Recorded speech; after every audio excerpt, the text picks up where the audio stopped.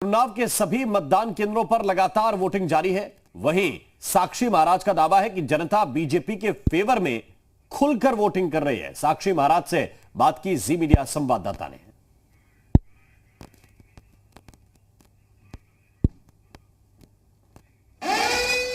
ये बड़ी खबर जी मीडिया पर साक्षी महाराज ने एक्सक्लूसिव बातचीत की है और ये बता दें आपको, यूपी में फिर बीजेपी की सरकार बनेगी। जनता खुलकर वोटिंग कर रही है। पूरा उत्तर प्रदेश भगवामय हो चुका है। साक्षी महाराज की तरफ से कहा गया, योगी मोदी ने जो काम किया वो किसी ने नहीं किया है।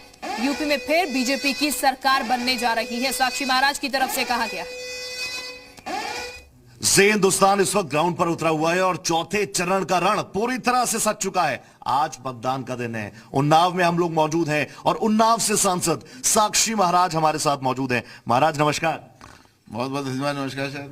महाराज क्या कुछ माहौल है, क्योंकि आज तो अब तक तो तमाम तैयारियां आपने की, चुनावी शोर प्रचार प्रसार में आप डटे हुए थे, लेकिन आज तो कहीं ना कहीं रिजल्ट का दिन है, मतदान करने के लिए लोग उतर रहे हैं। क्या माहौल महसूस किया? ये सारा देश भगवा में हो चुका है और उत्तर प्रदेश के मुख्यमंत्री भगवाधारी हैं, तो उत्तर प्रदेश विशेष रूप से भगवा में हो गया। उसमें रामकृष्ण विश्वास की धरती है और जो मोदी योगी ने काम किया है वो विकास सिर चढ़ करके बोल रहा है। प्रदेश की जनता किसी की सुनने वाली नहीं है। यूं तो जनता बहुत सावधान हो गई है। लोग कहेंगे, लोग सुनेंगे, लेकिन जनता करेगी वही जो जनता ने मन में ठान लिया है। अखिलेश यादव तो सीधा नाम लेकर कह रहे हैं किसानों के सबसे बड़े दुश्मन बीजेपी है। 700 लोगों की जान किसान आंदोलन में चली गई, उसने आपने उनकी कोई सुध नहीं ली।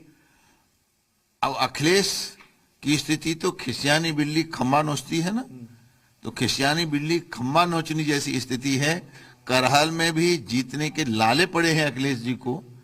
एक हमारी योगी शेर को देखिए, नामांकन करके आगे गोरखपुर में लौट के नहीं देखा, और एक अखिलेश को देखिए, सारा कुनबा उतार दिया उन्होंने करहल में।